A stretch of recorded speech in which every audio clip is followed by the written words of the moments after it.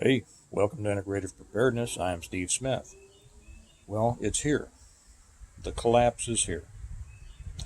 If you don't recognize it, it's because this is the beginning of the collapse, or maybe the end of the beginning, instead of the end.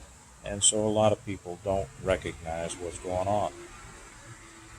If you uh, look back to last fall, at least in my circles, and probably in yours too, people were pretty much agreed that Trump was a shoo-in for re-election. But I cautioned against that because I'm old enough to remember something that gives us a clue as to what could happen, and it's happening now. Uh, for those of you who are old enough to remember, George Bush the First, who I was not a big fan of, about halfway through his term, his first and only term, everybody thought that he was a shoo-in for re-election.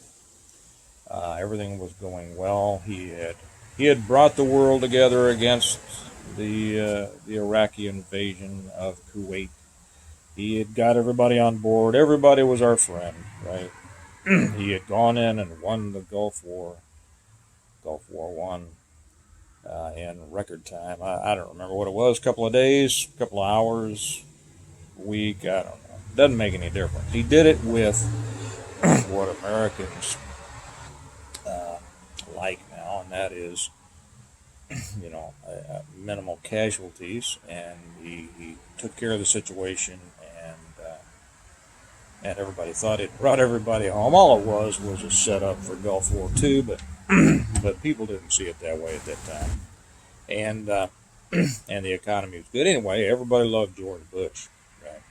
A lot of people thought he was the continuation of a Reagan presidency. He wasn't. Um, he got bamboozled by the Democrats, just like Reagan had, to be honest, who I do like, and which brings us to kind of a sidebar maybe, and that is when you understand the political landscape, you'll see that historically Democrats are always smarter than Republicans. And I know when I say that to my Republican friends, they start to get very, first off, they get kind of, get their backs up. And what do you mean by that? Well, they are. Uh, Reagan, for all that I like about him, he got bamboozled by Tip O'Neill with and probably most of you don't remember this. The budget was out of hand, and of course now it's so big that back then it seemed paltry. But he wanted to balance the budget, right? Well, the budget was out of hand. The national debt was skyrocketing, probably 20% of what it is now, but back then it seemed to matter. And so he made a deal with Tip O'Neill, who was the speaker at the time, the Democrat speaker of the House. And it was something called TEFRA, the Tax Equity and Financial Responsibility Act. And the deal was that, and this may be getting into the weeds, but don't worry, I'm going to get back to the collapse in a minute, and I think this is fairly important. The deal was that for every dollar of tax increases, and he didn't want to increase taxes, but of course the Democrats did, so they had to make a deal. For every dollar of tax increases, there would be $2 reduction in federal spending. Well, of course, the way that it was written was that the tax increases came first, right? And guess when the spending reductions came? Never. Never, right? Never. Now, Reagan was a smart guy. Reagan was a trusting guy too often. He was right on communism, but he was wrong in thinking that the other political party could be trusted and that they would act in an honorable way. And if you go back through history, you'll see that never happened. George Bush No, read my lips, right? Read my lips. No new taxes. Well, he got bamboozled by the Democrats again. And I forget exactly what the deal was. Doesn't matter because it's just another, another brick in the wall. and and that came back to bite. Anyway, he was so strong that nobody thought he could be beat. And the top tier uh, of the Democrats who were up to run for the presidency in what was it, 92. They wouldn't get in because they figured that Bush was a lock. They didn't want to be beaten, so they withdrew. They were going to wait their turn, wait till the end of his term, and run against a lame duck president. Only one guy was stupid enough to run against Bush, and that was Billy Clinton, and he did. And so here we got this young idiot from Arkansas, right? How he came out of Arkansas is just beyond me, because everybody from Arkansas I ever met, is not in line with him. Anyway, he comes along with his "I don't bake brownies" and "I'm no Tammy Wynette" wife is, and everybody thought this kid's going to get squashed. This is a joke. George is getting back in. As much as he's not good, at least he's not that bad. Now, Clinton and Gore came in and they started just, telling lies, and all of a sudden people became convinced that a good economy was a bad economy, and what should be up is down, and what should be down is up, and they believed this. None of it was true, but people, because the masses are ignorant, believed it. And this came back, and George Bush looked weak. He wouldn't stand up for himself like Trump does. If he had, he probably would have been reelected, because everything the other side was saying was untrue. And all he'd come back and say was, "Well, that's not true," in a weenie little limp-wristed fashion, and maintained, and I don't know, how much I believe this, but maintained that he would rather run an honorable campaign than get down in the dirt and slug it out with these people. And I don't know. I think he's just weak. But anyway, he certainly appeared that way. And I don't know him, so all I have to go on is appearances, right? He came off as a weakling, and so justifiably lost. And then we got Clinton. And then, who'd we get next? George W. Right? Well, he was a hero because of 9/11, and he did some things that got people on his side, but he was another one. He just loved working with the other side. And then who'd we get? Big O. Big O. Did more damage to this country than could have been imagined. Okay. But he changed this country in a way that a lot of people, I don't think, fully understood at the time. A lot of people argued about it. A lot of people made comments on videos. A lot of people made comments on YouTube and on news programs about how he was driving a racial wedge, into our society. But whining and complaining does very little. And usually people are whining and complaining to the people who already think the way they do, so what good does it really do, right? You're just talking to the mirror. So after that, we finally got Trump, but realized that, Hillary won the popular vote. So when people think that Trump getting in was a sea change in the political landscape, they're wrong. Okay. He played the game. He got he was very smart. He did it well. He got the electoral votes, so he got in. And ever since then, you've seen what's happened. Well, even up until, with all the problems going on, up until last fall, everybody thought that he was a shoo-in, just like George. And I cautioned, I said, no, he's not. Things can change. They will start lying as soon as they start looking at the election season. They will start lying, and I don't know what, but something will happen. Well, look what's happened. Okay.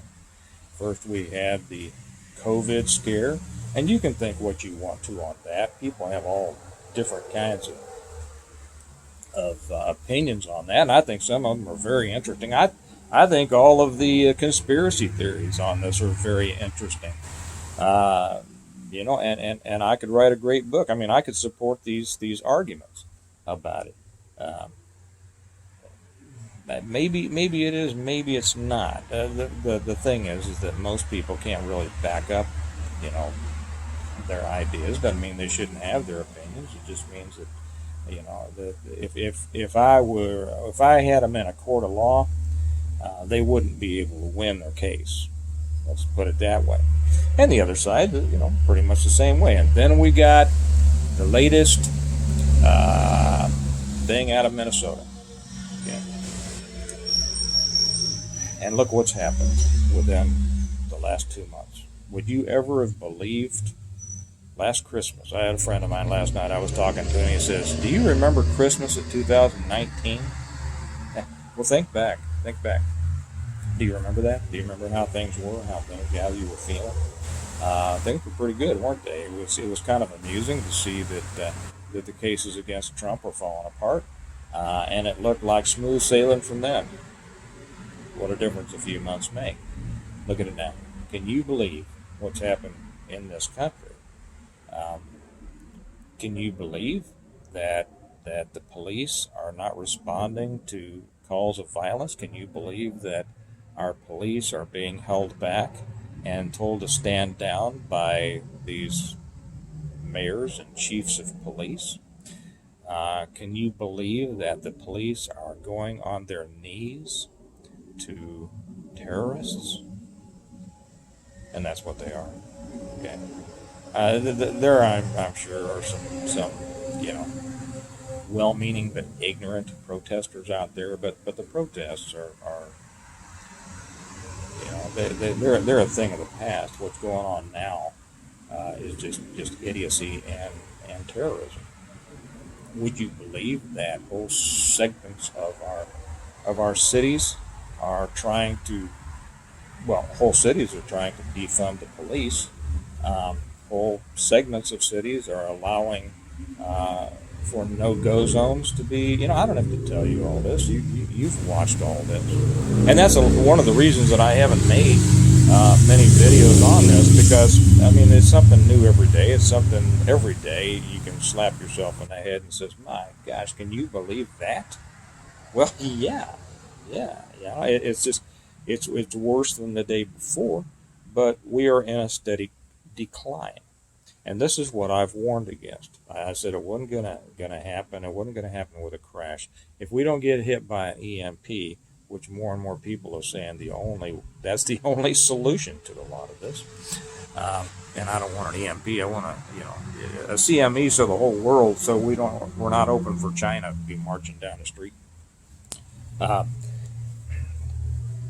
we are in the devolution of our society.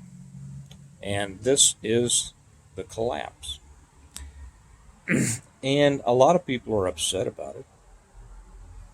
I mean, if you watch videos like this and other people who, pretty much feel the way we do, you're gonna see how upset people are about it. And you'll talk to people who are upset about it. Over the weekend, I was with a number of people that are politically aligned with me. And they were vehement about maybe vehement is the wrong word, but they were very, very assertive in their talk about how wrong this was, and they what's happening, this shouldn't be happening. But I'll tell you what, I saw that for all the talk, the vast majority aren't serious. They are not serious, and that's why the country will continue to collapse. And this is the danger. The danger is not on the other side. The danger is not those people who are out there burning things. because they could be handled by this coming weekend, and it's Friday. We could shut this thing down in a hurry, but the will is not there. Half of the population you know, hates what America stands for, and there's no way you talk your way back from that. There's no way. So these people, they're all upset, but that doesn't help a thing. And the people on our side who are upset and will complain to each other are the problem, because they're not doing anything actively in response to it. Okay, they're not active in their response. Most of them, they're not making YouTubes. They're not writing books. They're not speaking up at work. Okay, they're not speaking up. Oh, they might make I don't know. Maybe they get into a Facebook argument and think that that's going to do something. It's not. This is going to be the cause of the further collapse and finally total collapse of our country, and that is the people that you would have expected to stand up against it aren't, won't, and the day will come when we'll simply say they didn't. Now, why is that? Fear. Okay. I've talked about in some of my combatives, I talked about the three enemies that a person faces when they're attacked, for someone who's not used to being attacked. The first is confusion, and people have gone through that. They're confused. How could this happen? How can people think like this? Don't they realize? Don't they understand? And that's the problem. You see, that's where too many of these people are still mired in not understanding. It's our side who doesn't understand. The people say, don't they understand? Yes, they understand. They understand exactly what they're doing. Okay, this is a Marxist-driven insurrection.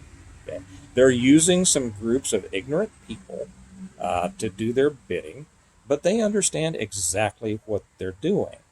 It's people on our side who don't understand that these people understand, and they're active. So our side, too many of them are out there go, oh, don't they understand?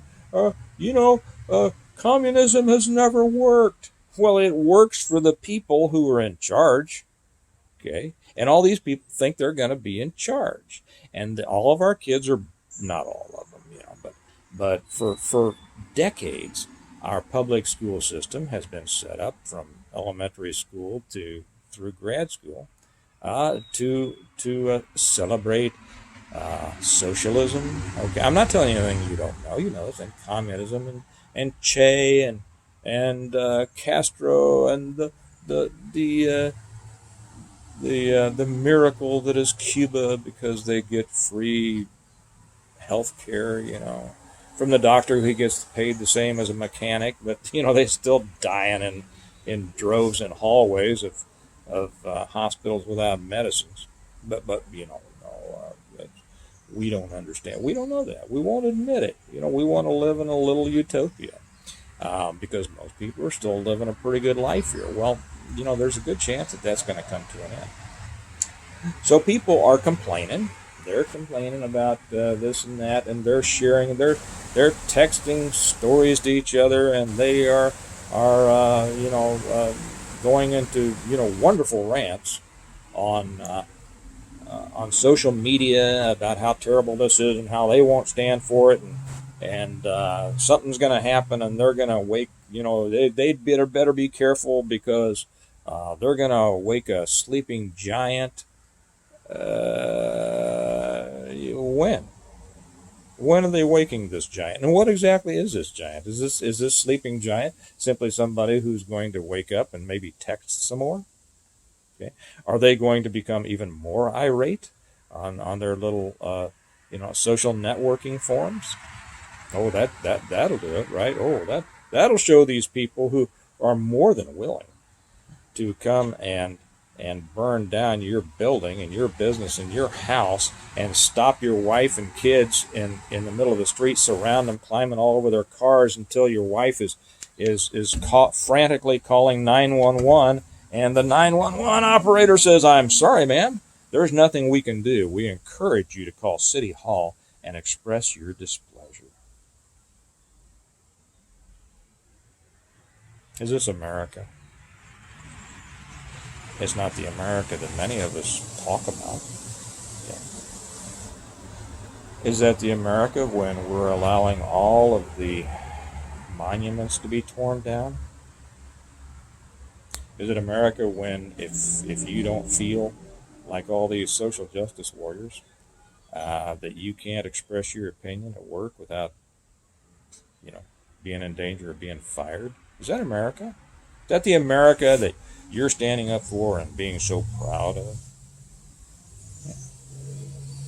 Is it America when when half the police are called to stand down, when cities are allowing little sub-countries to be established in the middle of their cities? No, I'll tell you what it is. It's America and the collapse and collapse. I started to say decline and then ended up lapse. Maybe I should invent that word. Delapse. It's a decline going into a collapse. So, my point on this is that all this talk is worthless. Worthless. You know, unless people are doing something constructive to combat this, it's going to continue. Like I said, where is this sleeping giant? Where is this? Well, they better not come to my neighborhood. They better not. I'll meet at the front door. I've got this, I've got that, and they're not going to get past me, and I'll die before I let it. You will?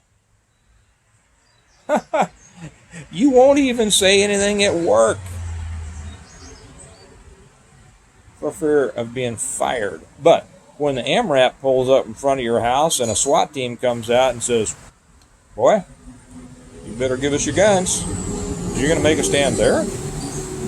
Really? That's not what happens. You see, to know the future, all you have to do is draw a straight line out of the past. And the resistance that we're seeing, an anemic resistance, points to an anemic resistance in the future. You know, I ask all the time because people get all upset, and they're showing me, you know, the latest horrible thing that's happened. And my question is, what are you ready to do? What are you ready to do? And what are you doing? Okay. Talked to a guy the other day, doesn't even have a gun. I've been telling him for years, get a gun. How can you protect your family without a gun? I mean, I like the guy. Great guy. Love the guy. Yeah. But he's one of those that, you know, he says, you know what? I'd stand, I may go down fighting. He's a tough boy. I'd go down fighting before I'd let anybody hurt my family. I'd do anything before I'd let somebody hurt my family. And I said, well, you won't get a gun. So what are all these anythings that you would do? Okay, you're tough. So what? So what? A little skinny meth head with a gun can kill you and then do whatever he wants to with your family. What is that? That's a person who is refusing to understand. It just wants to complain. Refusing to understand and accept reality. People say, and so I ask them, what are you doing besides complaining? And that's probably the question about this. Are you willing to stand up when somebody says something in public or at your work or on a forum? It doesn't matter. I mean, it's, you know, when you get something from your school. Talking about, well, we just got something from our school district here talking about how, and I'm not going to get into the details on this because that's not the point, that they were going to particularly stress social justice toward the benefit of a particular racial segment of the students. Wow, you know what I'm saying, right? Now, I'm not saying on here. I think I'm going to go somewhere else. But we are. We are going to express that, our opinion on this to that school district. And we've done it before. We've taken our kids out of that school district before. Might happen again if things get bad. Who knows? But first you fight. Okay? If you don't fight here, you're not going to fight later. Simple as that. It's like the abused spouse who says, I'm going back, I'll go back this time, but he, she, whatever, better never do that again. Ooh, really?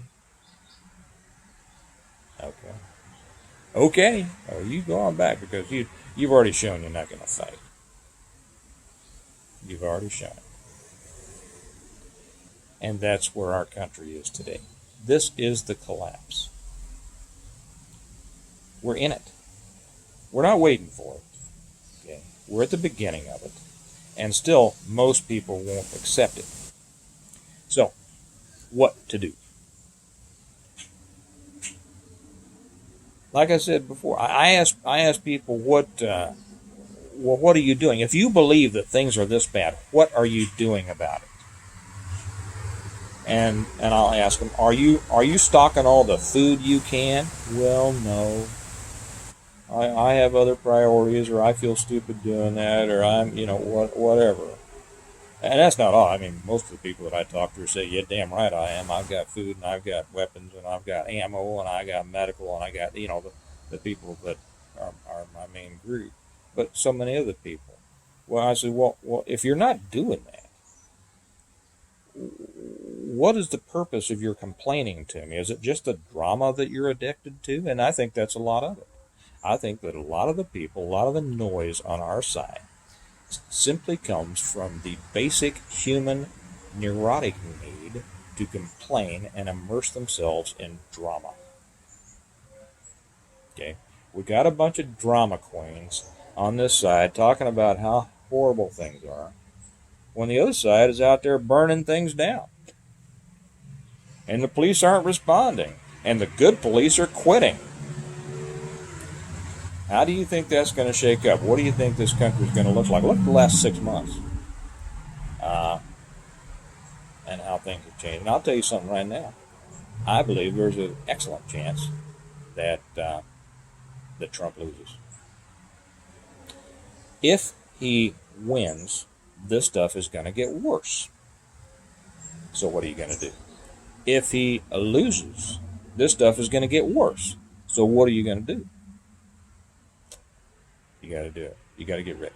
Now I'm going to say a couple of things that are going to. And so people say, well, what should I do? Well, stock up everything and make yourself. This is nothing new. I talk about this all the time. This is the whole point of my books. This is the whole point of Stone Mind. Be self-sufficient. And self-sufficiency, this isn't the video for that. We've talked about that before. You should know what I'm sure you do know what that is. And I know that all of you that I'm talking to here feel pretty much the same way I do. So I'm certainly not, talking. I'm talking with you, not at you. I'm talking about the problem, why we're in the problem we are, and why we're going to have to deal with it. I will say a couple of things. Somebody asked me the other day, they couldn't afford a rifle yet, and they didn't want to buy it on credit, and I'm going to tell you that I disagree with that completely. Financially, you should not be carrying a lot of debt. But they say, well, I need to get another rifle, or I need to get a rifle, but I'm saving up for it. Well, remember 6 months ago, I was saying, or more than that, when people asked me what they should invest in, I said invest in guns and ammo because they were cheap, they were easy, times were good, but I said tough times are coming. How do I know that? Because tough times are always coming, right? We go hills and valleys. If you didn't, you're pretty much out of luck. I mean, it's hard to find. You can't find anything affordable. Sometime back you could pick up a good AR for $500. Good luck now. A while back you could go in and get all the ammo you wanted. Good luck now. Okay, you simply can't do it. So I'm saying that why would you not uh, put an AR if you need an AR to defend your family? If you believe that you do, and I believe that you do. Why would you go 6 months without getting one because you were trying to save up and now you can't get one? Okay. Wouldn't it have made more sense to put it on a credit card? I mean, what is the date? People are so afraid of credit. There's nothing wrong with credit. Credit is good. It's just not being able to handle yourself with credit that's bad. So if you think bad times are coming, do you want a rifle or a good FICO score? Okay. And putting something on a credit card doesn't give you a bad FICO score as long as you make your payments. So make your payments. If you are a disciplined person, then get a stinking gun and make your payments. Okay? I know I got a little bit far afield on this stuff. I'm kind of getting all over the place, but there's so much going on, and these are questions that I have people ask me, and I just decided to sit down and have a cup of coffee and talk about it. But the collapse is here, and it's going to get worse. And what you're doing now, if your actions don't match your words, then you don't mean your words. Okay. And I'm probably not talking to most of you. What I'm talking to, I'm saying this to, as you talk to your friends, if you have a bunch of friends out there who are always, looking and reading and sending you the latest horrible things that have happened, but they're not doing anything about it, well, they don't really believe it. They just want to talk about it. And those people are not going to be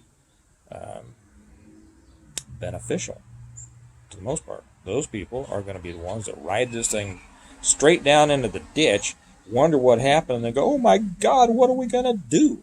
Well, what are we going to do depends on what you're doing now. Okay. Now, things are going to happen differently. I'm going to bring this to a close because I've been talking for a long time, and my coffee's cold. Things are going to happen a lot differently, I think, than people realize. And I'm going to do another one on that. I think people have the wrong idea about what's going to happen in the cities and the suburbs. And I'll talk about that next time. Okay, but right now, realize we're in the decline. We are in the collapse. Whatever you need to do, you had better get to doing it. And the best thing you can do, besides you getting yourself in order, is to try to get those people around you who may not be understanding this yet. Try to get them tuned up. Try to get them on board. Try to get them to understand that if they're going to do anything, the time to start doing it is now. Because if they let now go, okay, there's not going to be a later for them or for this country. And I think this country is over. I'm sorry to say that. I've always been a proud American. I love America. I think there's a new America coming. I want that one to be a good one. This one may have to collapse first. And that stinks. I would have loved for my kids to have had a childhood like my own. They're going to have a different one. And that's a given. They are going to have a different childhood. They're going to have a different life. And we have to decide whether we want that life of theirs, their future, and their kids' future to be in the morass of this continually devolving society. Or at what point we stand up and say, well, okay, time to fight back. And I don't think there's any sleeping giant. I think that giant's dead. There's just not enough people with enough guts anymore. So I'll leave it at that. And remind all of us that we prepare well today in order to live well tomorrow. And I would say, I'd change that now. We prepare effectively today in order to live effectively tomorrow. So you all have a good day, and I'll talk to you later. Bye-bye.